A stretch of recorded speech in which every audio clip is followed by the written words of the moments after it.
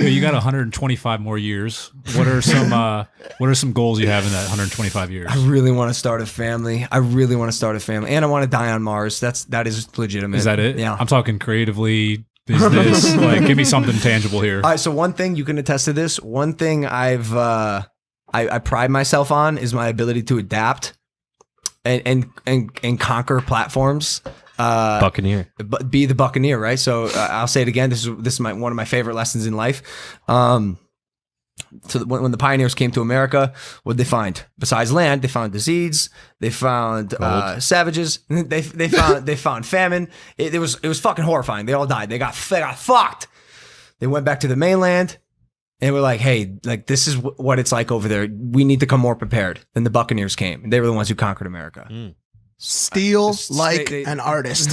Steal like an artist, baby. Find your inspiration through other people's trials and failures, and then fucking do it better, dude. That is a story as old as time, and it's a great thing to fashion after. I mean, it's not necessarily the America one. That was just the example I used, but watch how people are doing it and do it better. So my ability to adapt is like, in many ways, I'm like a bit of a chameleon. So to answer your question, I would love to slowly, when the time is right, pull back from YouTube a little bit.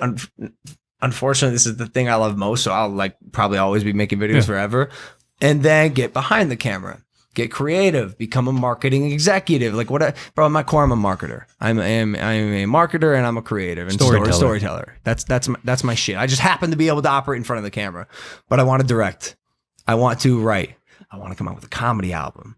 And then when I'm older, hopefully I can lean really into my family. Like I would love to divert all my energy to people who I love more than myself, because that's hard. I really love myself. I'll tell you how it is in a few months.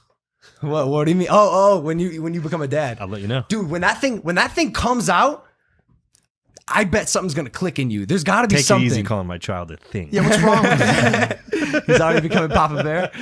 Nah, but yo, there's got to be some feeling that any we don't know yet. soon to be father gets when his spawn, half of him comes out and is in the like suddenly you have a responsibility and a purpose beyond just you and your partner. That's the biggest part, right? Is to think like, oh my God, I can take care of myself and pretty much live, if I needed to on the street and fend for myself. But now it's like, oh man, I got to take care of this.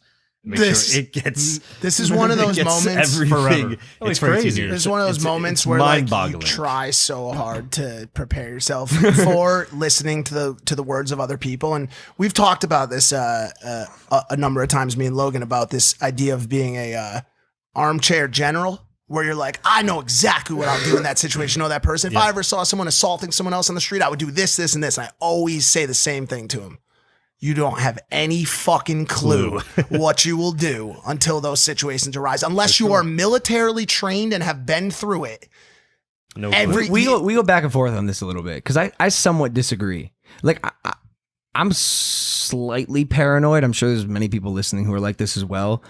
To the point where like I walk in a restaurant, I'll clock every single exit. I'll look at every person in there and I'll sit facing the door because I'd like to think I'm always prepared for something to go fucking wrong. And so in my mind, I played out 10,000 scenarios of like everything that could happen. This guy gets up and spills his water on the other guy. Some guy comes in with a fucking gun. The waitress gets fired and stabs the people she's waiting. It's a good idea for a show. Well, I mean, he's just being prepared, but what I'm saying is this, what's like happening in the brain. Like although yes, it's so hard to truly prepare yourself for these situations.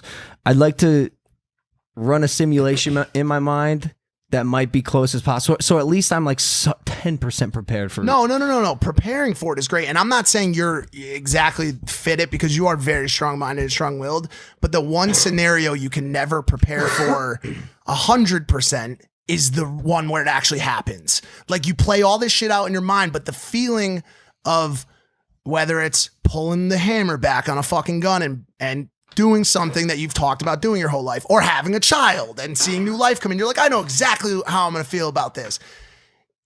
All those scenarios and all the times you play it out in your mind is great, but until it actually happens, no one will ever know what the true reaction is going to be. You want to have a boy or a girl first? Dude, for the longest time, like 2017 Logan Paul would have been like, I want a boy. I will not have a daughter because I know how men treat women.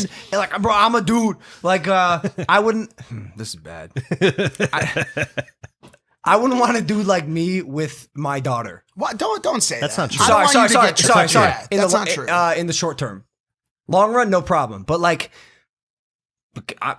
people know like I'm a fuckboy. You're not bad. You're not bad to quarantine. girls. I'm not bad to women. I'm saying you're respectful. I'm just saying like, bro, do I not break hearts? You do, but I think you need a couple tweaks to your approach. And by the way, I have a whole section on how to talk to girls, and I want to get into this. But I think you need a slight tweak to your approach, and I think you need to not. Do you see how long it's taken me to even go near the word "I love you"?